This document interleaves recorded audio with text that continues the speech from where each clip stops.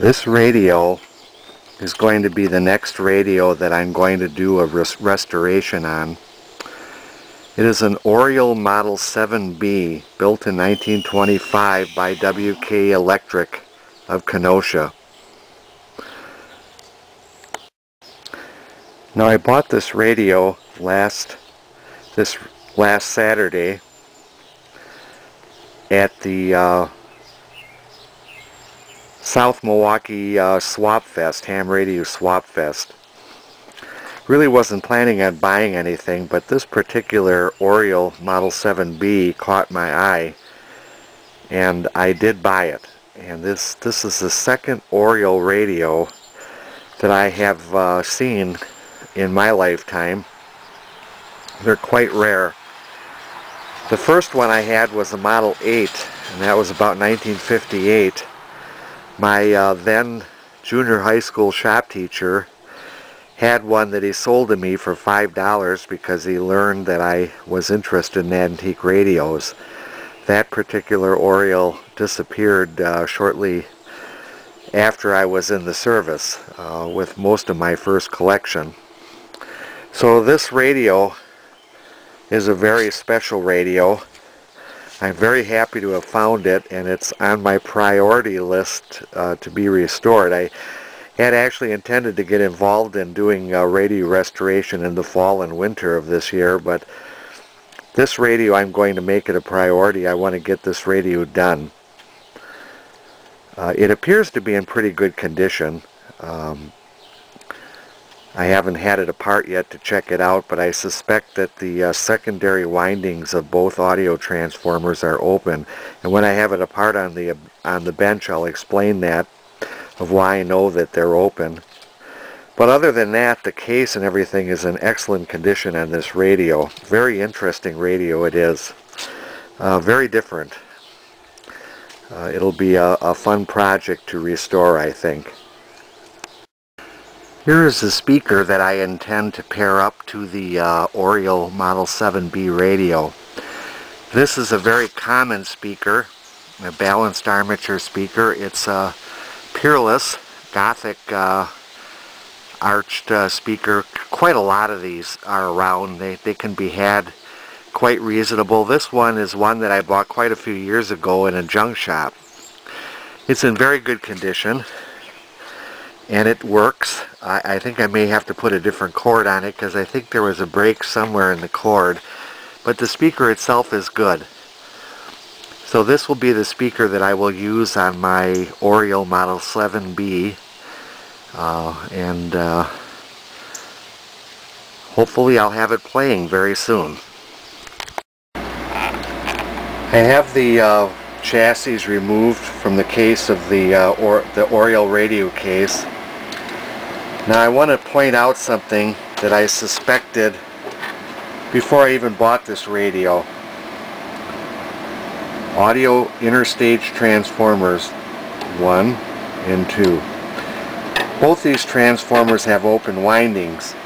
Now in most cases, in 1920s antique radios, those transformers are more prone to have open windings than not. In this case, one winding in each transformer is not open. But the reason I knew that these transformers had open windings is if you will look here, you will see what the mice who had lived in this radio at one time did.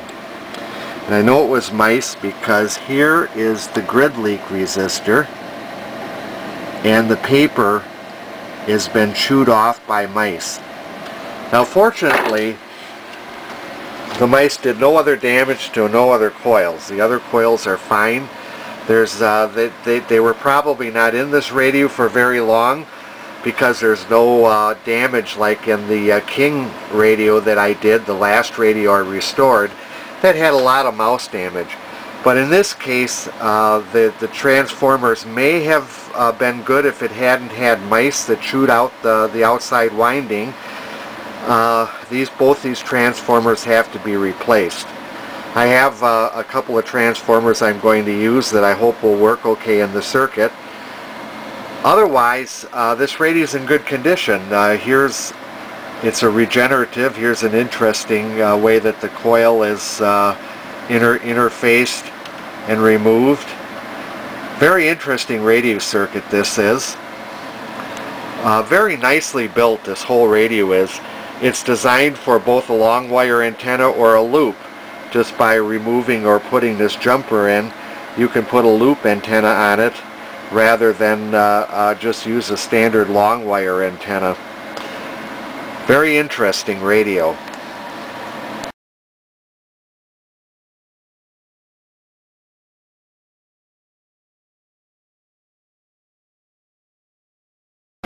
Here's the underside of the chassis of the Oriole Model 7B.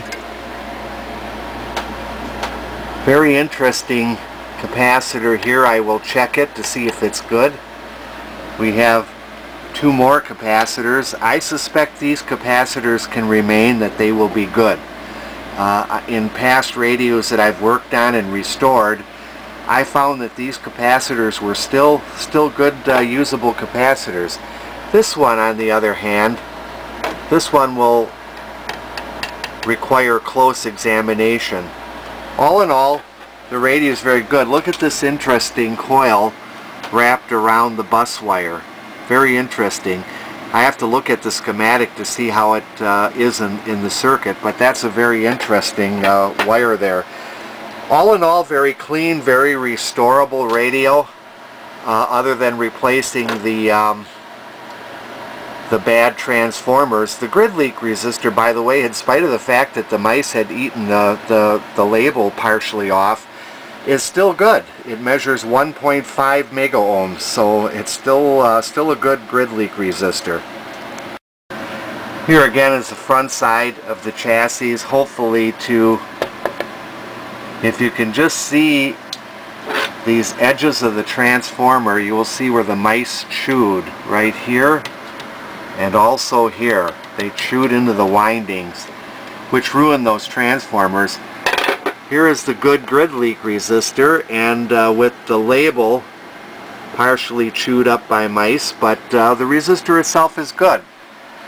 All in all, this is a very restorable radio. Hopefully I will be demonstrating it in full operation in not too long of a time from now. Here again is the front panel of the Oriole Model 7. Now these rheostats, you can see it has a nice off position right here, and I can feel that when the knobs are here, the wiper is off the resistance wire. So the filaments would be turned off in that position. There is, however, an on-off switch. This actually disconnects the A- from the circuit, killing the radio. So presumably these could be adjusted to the individual tastes of how the radio is going to tune, depending on how high the filaments are turned on these two stages. This one labeled volume, and you could just turn the radio off here and turn it back on and have this all preset. The tuning knobs are beautifully vernier, very nice. This is number 1 and this is number 2, but curiosity, this is actually the detector tuner. This is where the signal comes in, either through the loop antenna or from the long wire antenna, and is tuned into the first stage. Very, very strange that this would say number 2. I would think that you would kind of tune this first and then tune this one second. Apparently in their instructions, maybe they had it the other way around, or maybe it should have been the other way around. I can't say. Here is the tickler coil, or the exciter coil, that's moved in front of the other coil. I'm assuming that's a regenerative circuit. It looks like it is on the schematic, but if this is down to this arrow right here, the coil is completely removed. As you rotate it to the right, it moves the coil in front of those stationary coils. So this is going to be a fun radio to tune up. I'm very looking forward to having it in operation to see how well it tunes.